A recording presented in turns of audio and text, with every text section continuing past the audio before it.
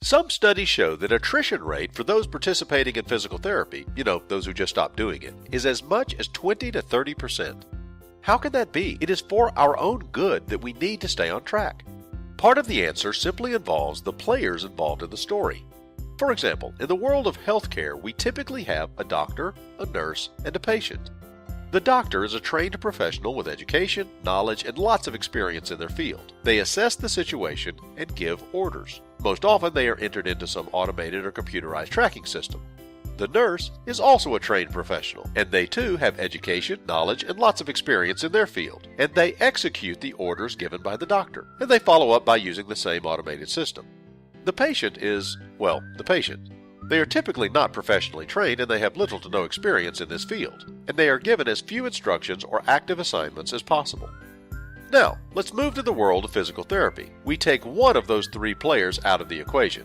The physical therapist is now the professional who has the education and experience and who provides the orders on what treatment or exercises would be best for the patient. But the only person left to give them to is the patient themselves. And with no advanced education in this field and no real experience, the patient is left with the only motivation that following this order will be in their best interest. And man has not always done things motivated by their own best interest. So that is one reason that we see compliance so low and attrition so high.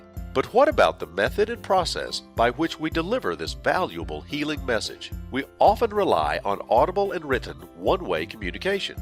According to a university study, we humans retain about 10% of what we read, 20% of what we hear, 30% of what we see, 50% of what we see and hear, 70% of what we discuss with others, and 80% of what we experience. So if we are relying on those first two elements, we can do the math. If we say or write 5 things to be done, as long as the patient does not lose that bit of paper, we have had to surrender to the hope that 1 out of those 5 will be done as prescribed.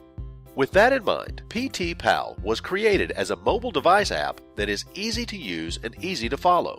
As a physical therapist, you can make your assignments with the touch of a button, and your patient is gently reminded, encouraged, and tracked throughout their therapy. You stay connected between visits, and that very fact leads to greater compliance and less attrition, while offering you the opportunity for interim billing and greater health and success for your valued patients.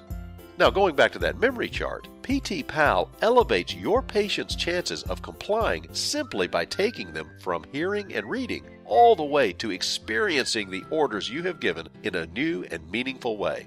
PT Pal becomes an enhancement to your practice that allows greater insight into progress and recovery than ever before. It puts an easy-to-use and easy-to-follow tool in the hands of patients, and it replaces hard-to-follow and easy-to-lose bits of paper. Your patients now have less to remember and more to accomplish. To learn how this might work for you, write us an email or look us up on the web. PT Pal, physical therapy delivered like never before.